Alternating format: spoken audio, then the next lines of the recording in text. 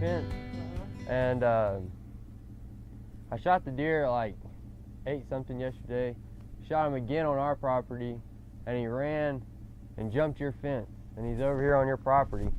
We can look for We him. didn't want to see if we could recover it. We didn't want to come on your property without permission. That's fine. We live straight across the mountain on here. Yeah, We just didn't want to go get him without getting your permission first. So oh, it's fine, no problem. I know you didn't. We wouldn't, we'd want somebody to ask permission, but we thank you. Okay, Thank you. Are you the Ball family? No, No. we're the